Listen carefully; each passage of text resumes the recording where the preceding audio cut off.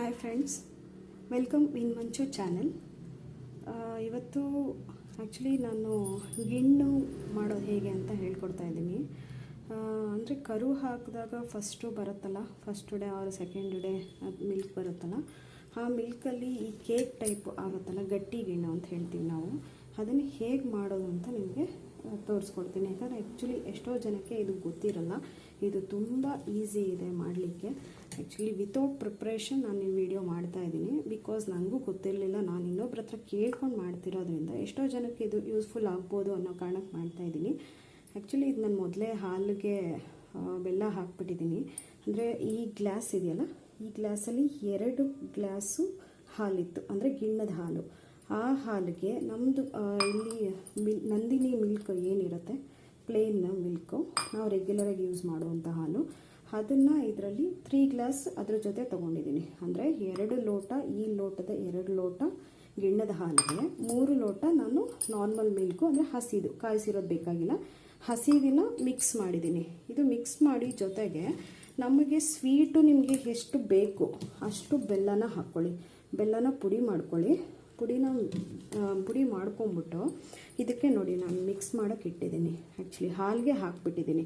ಇಲ್ಲಿ ಏನೂ ಮಾಡಿಲ್ಲ, ನಾನು ಬಿಸಿ ಮಾಡ್ತಾ ಇಲ್ಲ. ಜಸ್ಟು ಆ 2 ಮಿಕ್ಸ್ ಮಾಡಿರೋ ಅಂಥ ಮಿಲ್ಕ್ಗೆ ಬೆಲ್ಲನ ಪುಡಿ ಮಾಡಿ ಹಾಕಿದ್ದೀನಿ. ಇದು ಈಗ ಕರಗಬೇಕು, ಓಕೆನಾ? ಫುಲ್ಲು ಕರಗೋವರೆಗೂ ಬಿಟ್ಬಿಡಬೇಕು. ಫುಲ್ಲು ಕರಗಿದಾದ್ಮೇಲೆ ಇದನ್ನು ಸೋಸ್ಕೋಬೇಕು, ಫಿಲ್ಟ್ರ್ ಮಾಡ್ಕೋಬೇಕು. ಯಾಕೆ ಅಂತಂದರೆ ಈ ಬೆಲ್ಲದಲ್ಲಿ ಏನಾದರೂ ಕಸ ಆ ಥರ ಇರುತ್ತಲ್ವ, ಅದು ಕ್ಲೀನ್ ಆಗಬೇಕು ಅಂತ ಹೇಳ್ಬಿಟ್ಟು ನಾವು ಫಿಲ್ಟ್ರ್ ಮಾಡ್ಕೋತೀವಿ. ಇದು ಕರಗಲಿ. ಇದಕ್ಕೆ ಇನ್ನೇನು ಬೇಕಾಗುತ್ತೆ ಅಂದರೆ ಕೊಬ್ಬರಿ ಬೇಕು, ಒಣ ಕೊಬ್ಬರಿ ಬೇಕಾಗುತ್ತೆ. ಆಮೇಲೆ ಏಲಕ್ಕಿ ಪುಡಿ, ಇಷ್ಟೇ ಬೇಕಾಗೋದು. ಅದು ನಿಮಗೆ ಎಷ್ಟು. ಆಮೇಲೆ ಗಸಗಸೆನೂ ಹಾಕ್ತಾರೆ ಕೆಲವರು, ಬಟ್ ಅವ್ರಿಗೆ ಇಷ್ಟ ಇದ್ದರೆ ಹಾಕ್ಕೋಬೋದು, ಇಲ್ಲಾಂದರೆ ಇಲ್ಲ. ಸೊ ಒಣ ಕೊಬ್ಬರಿ ನೋಡಿ ಈ ಥರ ಗ್ರೇಟ್ ಮಾಡಿ ಇಟ್ಕೊಂಡಿದ್ದೀನಿ. ಏಲಕ್ಕಿ ಪುಡಿ ಒಂದು ತೊಗೋತೀನಿ. ನೆಕ್ಸ್ಟು ಇದು ಹೇಗಾಗತ್ತೆ ಏನೋ ಅಂಥೇಳಿ ನಾನು ನಿಮಗೆ ತೋರಿಸ್ಕೊಡ್ತೀನಿ.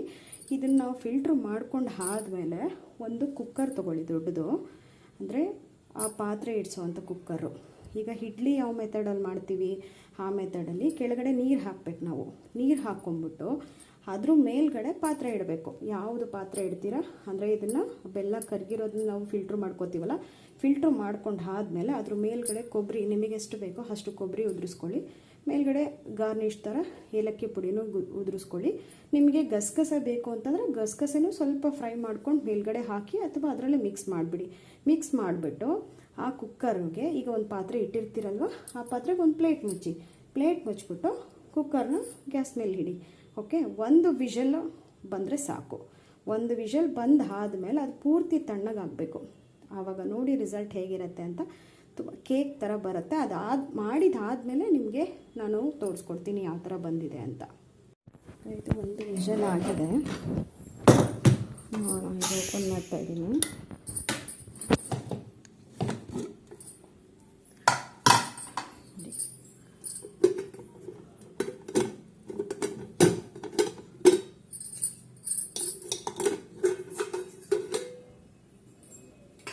ನೋಡಿ, ಇದು ಗಿಣ್ಣು ರೆಡಿಯಾಗಿದೆ.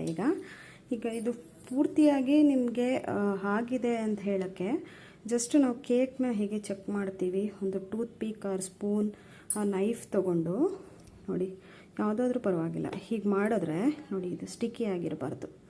ಹೀಗೆ ಇದು ಜಾಸ್ತಿ ನೀವು ಮೇಲ್ ಹಾಲು ಜಾಸ್ತಿ ಹಾಕ್ಕೊಂಡ್ರೆ ಫುಲ್ ಒಂಥರ ಲಿಕ್ವಿಡ್ ಲೈಟಾಗಿ ತುಂಬ ಸಾಫ್ಟಾಗಿ ಬರುತ್ತೆ. ಜಾಸ್ತಿ ಗಿಣ್ಣದ ಹಾಲೆ ಜಾಸ್ತಿ ಇದೆ, ನಾರ್ಮಲ್ ಮಿಲ್ಕ್ ಕಡಿಮೆ ಇದೆ ಅಂದರೆ ಫುಲ್ ಗಟ್ಟಿಯಾಗಿ ಬರುತ್ತೆ. ನಿಮ್ಗೆ ಹೇಗೆ ಬೇಕೋ ಹಾಗೆ ಮಾಡ್ಕೊಳ್ಳಿ ಫ್ರೆಂಡ್ಸ್. ನೋಡಿದ್ರಲ್ಲ, ಈಗ ಗಿಣ್ಣು ರೆಡಿಯಾಗಿದೆ. ಇದನ್ನು ಆ್ಯಕ್ಚುಲಿ ರೀಪ್ಲೇಸ್ಮೆಂಟ್ ಮಾಡೋಕ್ಕಾಗಲ್ಲ ಇನ್ನೊಂದು ಪ್ಲೇಟ್ಗೆ ಈ ಥರ. ಸೊ ಇದರಲ್ಲೇ ನೀವು ಈ ಥರ ಕಟ್ ಮಾಡ್ಕೊಳ್ಳಿ. ಓಕೆ, ಈಗ ಕಟ್ ಮಾಡ್ಕೊಂಬಿಟ್ಟು ಸರ್ವ್ ಮಾಡ್ಬೋದು. ನೋಡಿದ್ರಲ್ಲ ಫ್ರೆಂಡ್ಸ್, ಗಿಣ್ಣನ್ನು ಮಾಡೋದು ಎಷ್ಟು ಸುಲಭವಾಗಿದೆ ಅಂತ. ನೀವು ಟ್ರೈ ಮಾಡಿ. ಯಾವಾಗಲಾದರೂ ಗಿಣ್ಣದ ಹಾಲು ಸಿಕ್ಕಾಗ ಎಂಜಾಯ್ ಮಾಡಿ. ನನ್ನ ವಿಡಿಯೋ ವಾಚ್ ಮಾಡಿದ್ದಕ್ಕಾಗಿ thank you. And please subscribe my channel ವಿನ್ ಮಂಚು. Thank you. ನೋಡಿ ಫ್ರೆಂಡ್ಸ್, ಈಗ ಗಿಣ್ಣು ಎಷ್ಟು ಚೆನ್ನಾಗಿ ರೆಡಿಯಾಗಿದೆ. ಇದು ಜಾಸ್ತಿ ಮಿಲ್ಕ್ ತೊಗೊಂಡಿರೋದು ನೋಡಿ, ಎಷ್ಟು ಸಾಫ್ಟ್ ಆಗಿದೆ. ಇದನ್ನು ಆ್ಯಕ್ಚುಲಿ ತಣ್ಣಗಾಗಬೇಕು. ನೋಡಿ, ಸ್ಮೋಕ್ ಬರ್ತಾ ಇದೆ. ಆ್ಯಕ್ಚುಲಿ ತುಂಬ ಬಿಸಿ ಇದೆ ನಾನು ತೆಗೆದಿರೋದ್ರಿಂದ. ಇದು ಇಷ್ಟೊಂದು ಅಂದರೆ ಕೇಕ್ದು ಏನು ಕಟ್ ಮಾಡಿದ ಪೀಸ್ ಶೇಪ್ ಬರುತ್ತೆ ಆ ಶೇಪ್ ಬಂದಿಲ್ಲ. ಬಟ್ ಪೂರ್ತಿ ತಣ್ಣಗೆ ಆದಮೇಲೆ ನೀವು ತೆಗೆದ್ರೆ ಪಕ್ಕ ಕೇಕನ್ನು ನಾವು ಹೇಗೆ ಕಟ್ ಮಾಡಿದಾಗ ಸ್ಲೈಸಸ್ ಆಗುತ್ತೆ ಆ ಥರ ಸ್ಲೈಸಸ್ ಆಗುತ್ತೆ ನೋಡಿ. ಈ ಥರ ಇದೆ ಇದು. Thank you.